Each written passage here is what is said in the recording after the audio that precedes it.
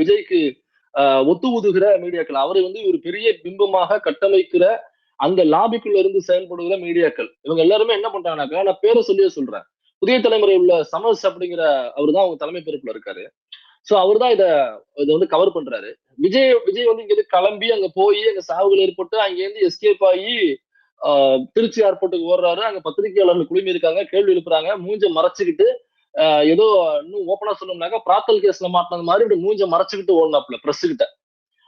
அப்ப அவரை வந்து ஒரு பெரிய ஒரு பிம்பமாக உருவகப்படுத்தி லைவ் போட்டு அங்கிருந்து இங்க வந்துட்டாரு, இங்க வந்துட்டாரு, கதவை திறந்துட்டாரு, ஏறிட்டாரு, ஷூவை மாட்டிட்டாரு, சாக்ஸ மாட்டிட்டாரு, ட்ரௌசர் மாட்டிட்டாரு அப்படின்னு சொல்லி ஒரு ஹைப் ஏத்தி வெளியில அந்த கூட்டத்துக்கு போகணுங்கிற மனநிலை இல்லாதவர்களையும் அந்த கூட்டத்துக்கு போக வைக்கிற அந்த பியர் பிரஷரை ஏற்படுத்தின அந்த புதிய தலைமுறை போன்ற சேனல்ல வேலை செய்யற சமஸ் போன்ற நபர்கள் என்ன செய்தி போடுறாங்கன்னா, அவர் அங்க பேசிட்டு இருக்கும் பொழுது கொத்து கொத்தா மயங்கி விழுகுறாங்க. அங்கேயே இறப்புகள் விழ ஆரம்பிச்சிருச்சு.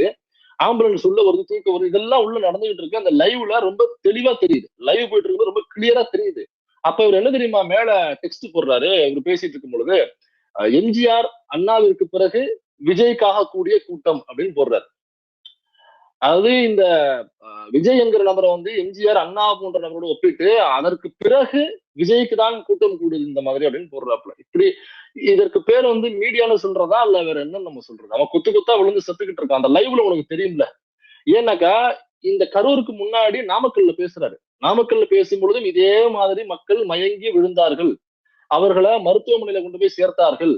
அவர்களை பார்ப்பதற்காக மாசு அவர்கள் அந்த மருத்துவமனைக்கு போனார்கள். அது வந்து சிஎம் சொல்லி உடனடியாக மாசு வந்து நாமக்கல்ல உள்ள மருத்துவமனைக்கு அவரு போனாரு. கரூர்ல உள்ள மருத்துவமனைக்கு இப்ப செந்தில் பாலாஜி அவர்கள் போனாரு. அப்ப நாமக்கல்ல நடக்கும் பொழுதும் மயங்கி விழுந்திருக்காங்க மக்கள் இதே போன்று. உயிரிழப்புகள் இல்லை அவ்வளவுதான். ஆனா மயங்கி விழுந்திருக்காங்க.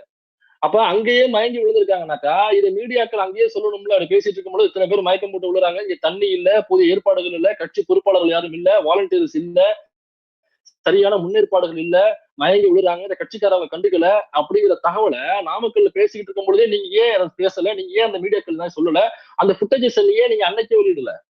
இப்ப இந்த இறப்புகள் ஏற்பட்டு சர்ச்சையானதுக்கு அப்புறம் நாம அதை கண்டுபிடிச்சு வெளியில உள்ள சுதந்திரமாக இயங்கக்கூடிய யூடியூப் சேனல்ஸ் அல்லது சோசியல் மீடியால இயங்கக்கூடிய ஊடகவியலாளர்கள் தான் இதை கேள்வி எழுப்புறாங்க. ஏப்பா கரூர்ல மட்டும் இல்லை, ஏன்னாக்கா 3 நாள் கழிச்சு வந்து நம்ம விஜய் வந்து ஒரு வீடியோ போட்டாப்ல. அதுல வீடியோ போடும்பொழுது கரூர்ல மட்டும் ஏன் இப்படி நடக்குது அப்படின்னு ஒரு கேள்வியை முன் வச்சுட்டு போறாப்புல. அதை கரூர்ல மட்டும் நடக்கல, அதற்கு முன்னாடி நாமக்கல்லையும் நடந்திருக்கு. அதை ஏன் விஜய் மறுக்கணும், அதை ஏன் மறக்கணும் விஜய்? இதுக்கப்புறம் இந்த மீடியாக்கள் என்ன பண்ணுது, புதிய தலைமுறை போன்ற இந்த எச்ச மீடியாக்கள் கிட்டத்தட்ட 1 வாரம் கழிச்சு நாமக்கல்ல நடந்த விஷயத்தோட ஃபுட்டேஜஸை ரிலீஸ் பண்றாங்க.